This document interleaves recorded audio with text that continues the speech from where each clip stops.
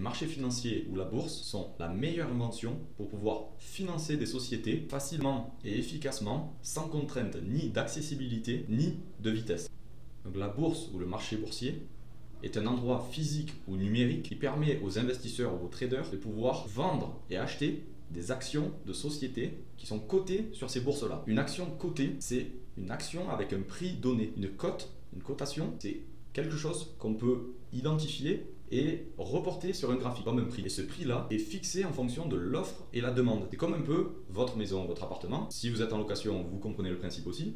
Si vous êtes dans un secteur où il y a beaucoup de demandes, les prix vont être élevés. Si vous êtes dans un secteur où les prix sont bas, c'est que c'est pas trop demandé, ou alors que c'est très reculé et que personne ne connaît. C'est un peu le même principe en bourse. Ce qui fait peur à la majorité dans la bourse, c'est que le prix est affiché et varie en temps réel. Sur votre maison ou votre appartement, il n'y a pas une pancarte sur la façade de votre immeuble ou de votre maison indiquant le prix qui varie chaque jour. Sinon, ça nous effraierait autant. Mais là, on a un outil qui est tellement précis qu'on peut connaître le prix à la milliseconde près. C'est un peu ça qui fait peur et c'est aussi ça la beauté de la chose. C'est qu'on peut trouver un prix à n'importe quel moment qui va être acheté ou vendu sur ces places boursières. On va faire une petite pause pour bien que vous compreniez la différence entre dépenser ses sous pour acheter quelque chose dont on a besoin.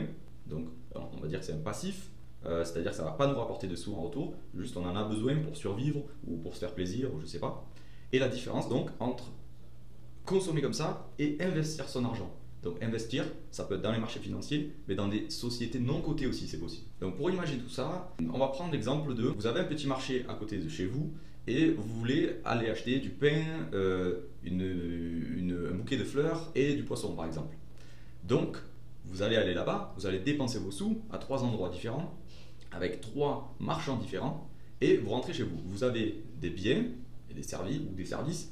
En l'occurrence, là, c'est des biens, donc on a des choses matérielles qu'on vient de dépenser, donc on s'est démuni de quelques euros, et en retour, on a eu quelque chose qu'on peut toucher. Donc ça, c'est ce qu'on arrive bien à imaginer. Là, on vient de dépenser des sous, et on n'en aura pas en retour. Et la différence entre investir et consommer, c'est qu'on prend le même exemple, on va au marché, mais à ce moment-là, on n'achète rien à ces marchands, on leur donne juste des sous.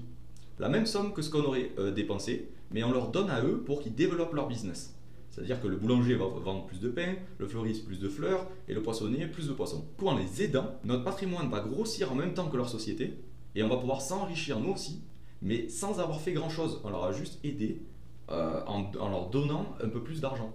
Et du coup, on s'est démuni de cet argent, on n'a pas eu de récompense immédiate, mais on les a aidés à développer leur business et ça veut dire qu'ils ont travaillé pour nous en quelque sorte. Ils se sont levés le matin, ils ont travaillé pour nous et on s'est enrichi en même temps qu'eux.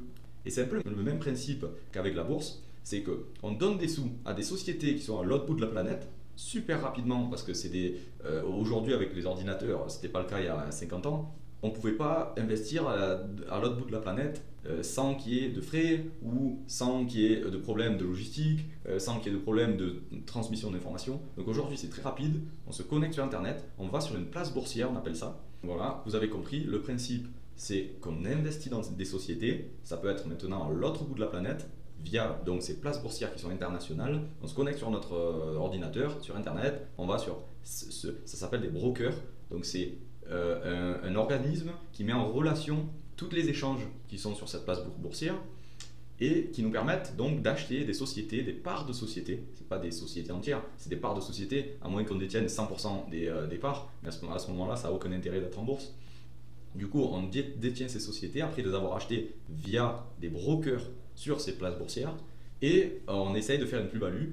Donc, on essaye de miser sur les bons chevaux, les sociétés qui ont de l'avenir ou en lesquelles on croit et en espérant éventuellement faire une plus-value. C'est tout le but d'investir en bourse, c'est de faire une plus-value. Plus-value, ça veut dire gagner de l'argent. On a investi 1000, on reçoit 1100, on a fait 100 de plus-value. Aussi simple que ça. Bon, le monde financier est un peu plus complexe que ça. Il y a 2 grosses classes d'actifs, entre autres. Donc, on a les actions que je viens de vous expliquer et les obligations. Les obligations, on ne détient aucune part de société, mais on a juste prêté de l'argent à soit des sociétés, soit des États, et en retour, on reçoit des intérêts. Donc c'est comme un crédit inversé. Il y a les actions, on détient des parts, on est propriétaire de ces parts-là, donc une partie de la société, Et les obligations, on prête de l'argent à des sociétés, on n'est pas actionnaire, mais en retour, on nous donne une compensation, c'est-à-dire un pourcentage d'intérêt. Donc exactement pareil que la banque, quand elle vous prête de l'argent, vous devez payer des intérêts. Ben, les obligations, c'est inversé. Si vous avez de l'argent, vous pouvez en prêter et en retour, on vous donne des intérêts, donc de l'argent chaque mois, chaque année, ça dépend. Ça s'appelle des créances chaque fois qu'on reçoit de l'argent. Alors, en principe, on connaît à l'avance dans les obligations le pourcentage que l'on va recevoir. Et ce pourcentage-là est donné en fonction du risque de faillite de la société ou de l'État auquel on va prêter.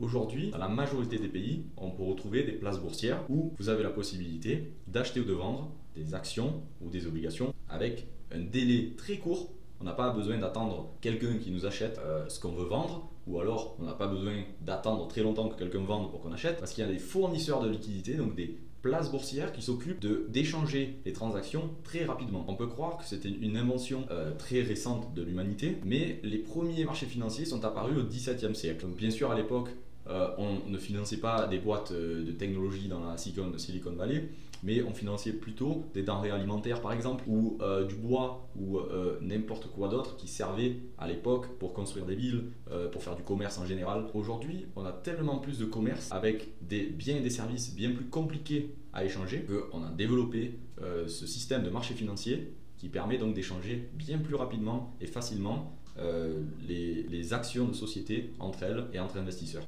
Il y en a tellement aujourd'hui des sociétés cotées en bourse qu'on les a regroupées dans des indices, on appelle ça index en anglais, qui permettent de comprendre facilement où en est l'économie ou la finance à l'instant T. Parce qu'on regroupe tous les prix de toutes les sociétés et les capitalisations de toutes les sociétés les plus grosses ou d'un secteur en particulier, et on peut avoir une idée bien plus précise de ce qu'est l'état actuel de la bourse aux États-Unis par exemple. Donc, le plus vieil indice boursier date de la fin des années 1800, créé par monsieur Charles Dow. Il a créé le Dow Jones.